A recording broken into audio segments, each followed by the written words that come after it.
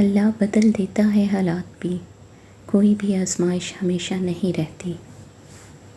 اور پھر جہاں ناراضگی کی قدر نہ ہو وہاں ناراض ہونا چھوڑ دینا چاہیے۔ اگر ہر جگہ سے دھوکہ ملا ہے اور آپ ٹوٹ چکے ہیں تو ایک بار اپنے رب سے دوستی لگاؤ، پھر دیکھنا آپ کا دل کتنا مطمئن رہے گا۔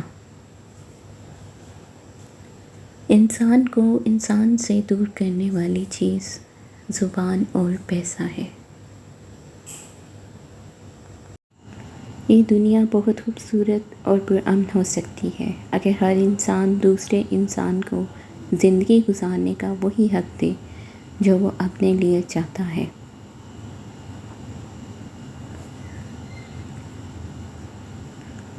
دیکھا ہے میں نے اس دنیا کا رواج عشق، جہاں انسان عام سے خاص ہو جاتا ہے اور پھر خاص سے خاک۔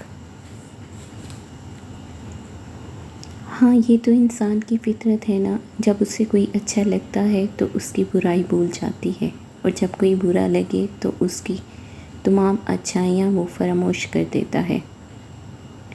حضرت علی رضی اللہ عنہ نے ارشاد فرمایا، زندگی میں ساتھ دینے والے اگر بے بس اور لاچار ہو جائیں تو انہیں سنبھالا جاتا ہے، تبدیل نہیں کیا جاتا۔ کسی کے ساتھ غلط کر کے اپنی باری کا انتظار ضرور کرنا، کیونکہ جب قسمت تمانچہ مارتی ہے تو وہ منہ پر نہیں سیدھا روح پر لگتا ہے۔ خوش رہنا سیکھیے اور ان کی قدر کیجیے جن کا وجود آپ کے لیے باعث راحت ہے، کیونکہ جس نعمت کی قدر نہ کی جائے وہ چھن جاتی ہے، پھر وہ آسمان سے اترا ہوا من و سلوہ ہو یا کسی کی محبت۔ اور اللہ تعالیٰ کے سوا نہ تو تمہارا کوئی دوست ہے اور نہ کوئی مددگار۔ ضروری نہیں کچھ غلط کرنے سے ہی دکھ ملے، بعض اوقات حد سے زیادہ اچھے ہونے کی بھی قیمت چکانی پڑتی ہے۔ عشق حقیقی ہو یا مجازی، فقیری اختیار کرنا سیکھیں۔ فقیر اسے کہتے ہیں جو ایک ہی در کا ہو جائے۔ در در مانگنے والے کو فقیر نہیں بھکاری کہتے ہیں۔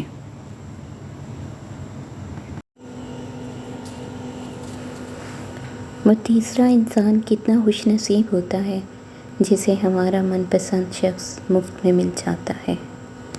برا وقت ایسا شفاف آئینہ ہے جو بہت سے رنگین چہرے صاف کر دیتا ہے۔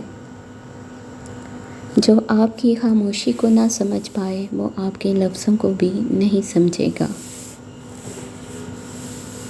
دو چیزیں جو ہمیشہ زیادہ نظر آتی ہیں، اپنی سمجھ اور دوسروں کی غلطی۔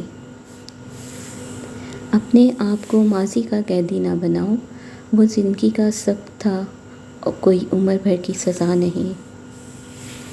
سچے لوگوں کو غصہ جلدی آ جاتا ہے، منافق لوگ منہ پر مسکراہٹ اور دل میں غصہ رکھتے ہیں۔